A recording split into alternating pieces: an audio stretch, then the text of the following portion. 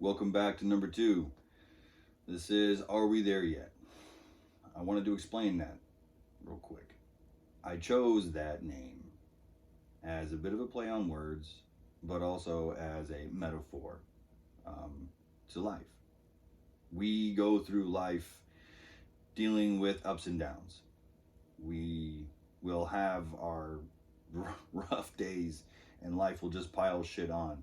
And in those days, it's very easy for us to feel sorry for ourselves and to wonder, when's this going to be over? When is life going to get easy? Why can't it just be easy? Why me? And that's something that's just never going to happen. You can do things to make things easier for you and make things better for you, but there's always going to be something. Something's always going to come up, and that's just part of it.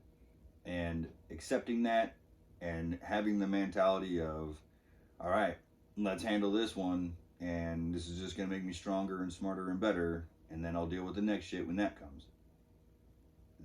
Then things will be a whole lot easier for us. The other part of my title, Are We There Yet? Is, to me, it was a little bit of the child inside of us. Whenever you're on a road trip, either when you were a kid or if you have children, and they're in the back seat, every 5 minutes or so, are we there yet? And that child inside of us that's going through the shit, when we're in the middle of it, can do the same thing. We can think the same things. God, are we there yet? So that was my thought behind that, choosing that title. But it's the symbol, this journey we are on. Life is a journey. That's the way I like to look at it. And it's not about the arrival, it's about the journey and getting it right. So doing this and doing all the right things you're supposed to do for yourself to help yourself, that to me is doing it right. Okay, enough about that. I want to start this podcast out on talking about the biggest thing for me. And for me, the biggest issue I have, the biggest issue I deal with is my temper. It is my anger. I have done counseling and therapy in the past, solo and with partners, and I've learned an awful lot, and I've also done a lot of reading and YouTube videos, just listening to different people and how they deal with things, and I pick up tidbits here and there, and sometimes I forget a lot of that stuff, or if I don't use it, I'll forget it. But I've been doing more research lately and refresh, and still learning. I'm always learning new things. I like to learn. So with that, I learned the 4 basic types of anger, and I figure if I start dealing with the big stuff first, then that might clear up some of the smaller things that I deal with, and maybe some of the small things that you deal with. And if you kind of understand, you can't fix something if you don't understand it, right? No mechanic is ever going to be able to fix your car if he doesn't understand how it works. And that's the way I like cars, and so I like to think of things kind of in similar ways. I got to know me and understand what and why before I know how. So the 4 biggest types of anger is justifiable anger is number 1. The sense of moral outrage of injustices of the world, be it human rights or the environment, or animal rights, or your community, politics. That seems to be in everything these days. So that's justifiable sense of humor, and it can be a very useful type of anger, right? You can use that to channel your frustrations into action, right? That is a good thing. Using your frustrations to create a result, a positive result, right? You don't want to get angry and then start beating people up, because that's not a positive result.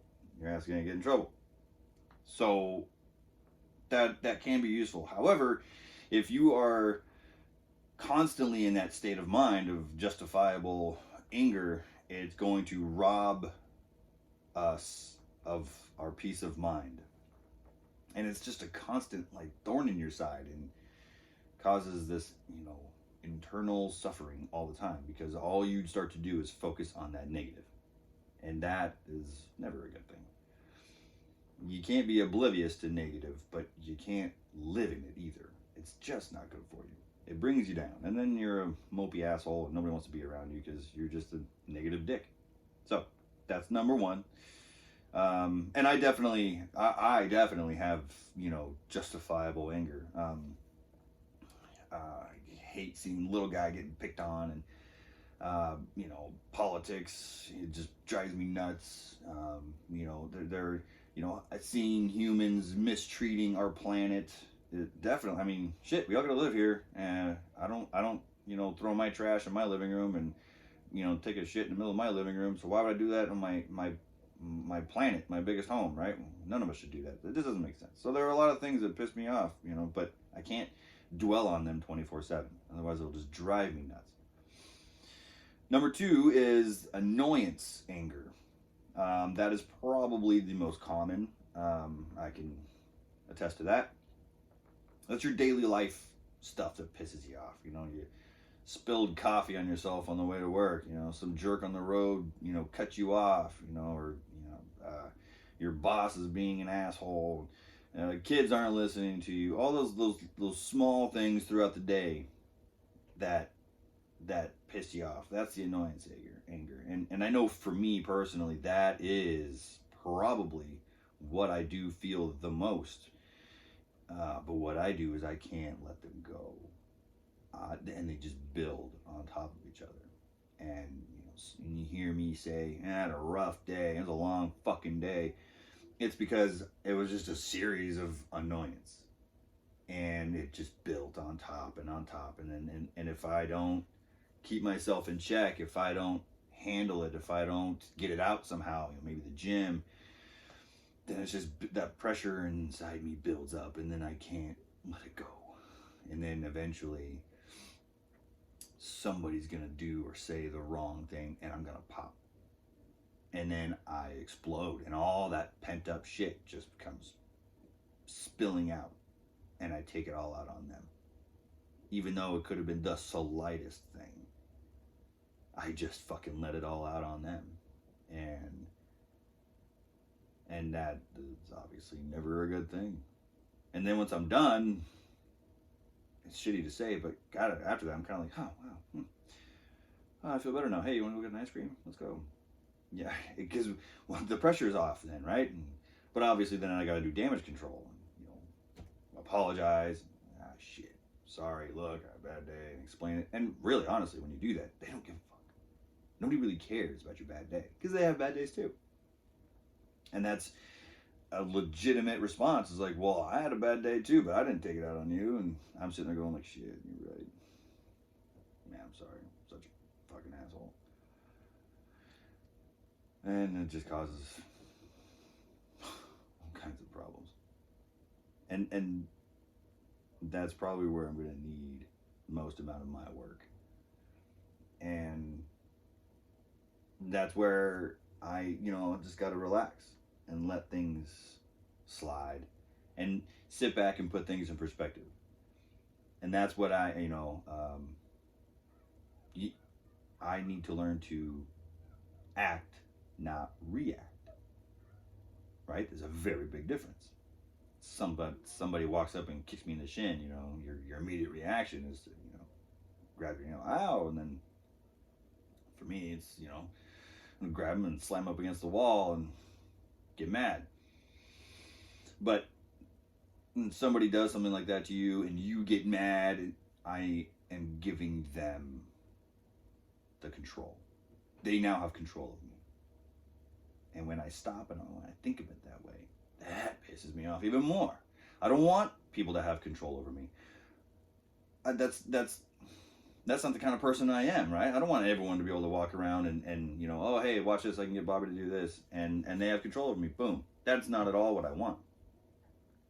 right? Who wants that? So I have to be in control of myself all the time. Doesn't matter what they do. Now, obviously, I'm not saying be a doormat. I'm not going to let someone walk all over me. If someone does something to me, I'm going to, do something about it. But I'm not going to react. I'm not going to overreact.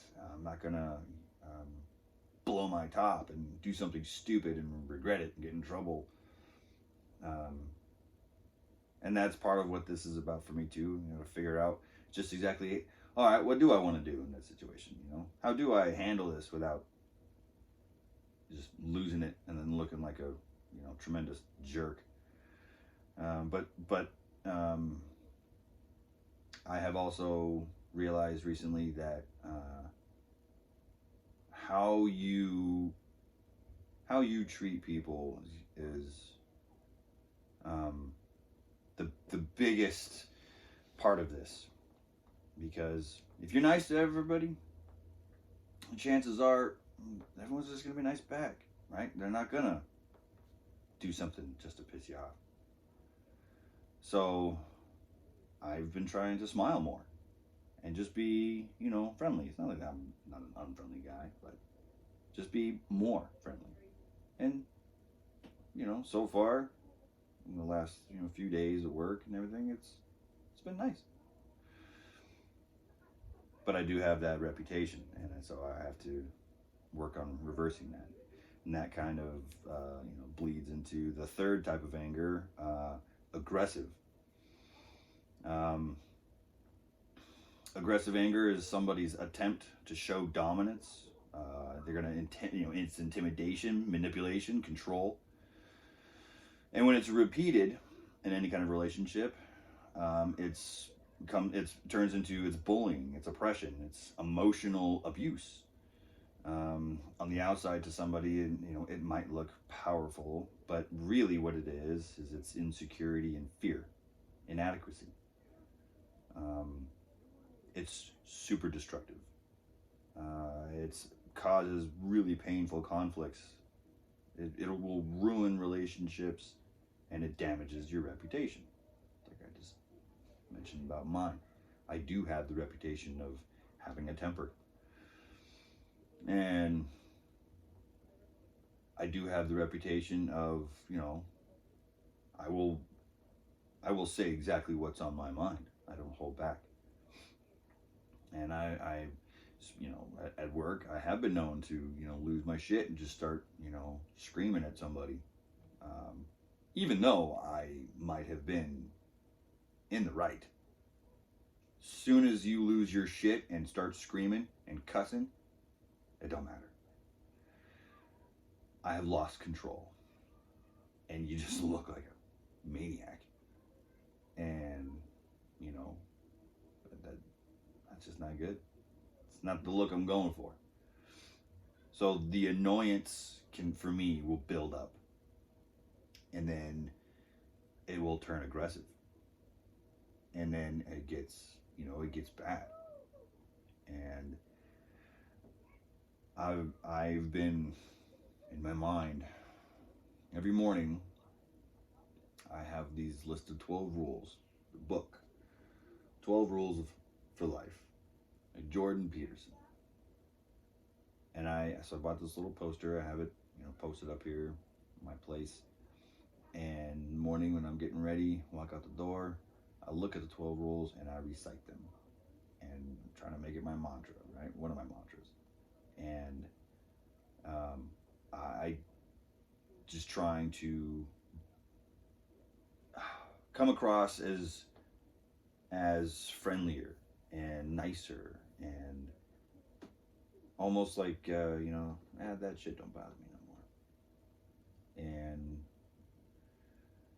I think all this reading I've been doing and really putting myself into this podcast and really trying to be open about this as much as possible has really been a good catalyst for that state of mind. And so I keep telling myself, like, okay, it's good for now, but I'm gonna get tested. Right? Something's gonna happen at work, and I'm gonna just and lose my shit, and I want to see what happens. Am I going to be strong enough to control myself? And a couple days at work, couple days ago at work, the smallest little tiniest thing happened, and I was annoyed, and I didn't lose my shit. I was screaming, but I was definitely annoyed. And I was like, man, these motherfuckers, I can't believe it. Ah, jeez. And then 5 minutes later, I realized that I had assumed something, and I was completely wrong. And I had to kind of step back and like, oh god, and like, here we go. See, I'm overreacting. I should have just kept my fucking mouth shut.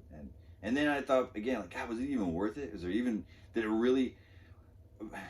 It didn't ruin my day. It didn't, slow me down at work. It didn't. It was just an annoyance of, God, I wish people would just, not be so dumb. But really, I was the one being dumb. And I have to own all that shit to myself, right? Because no one was really around.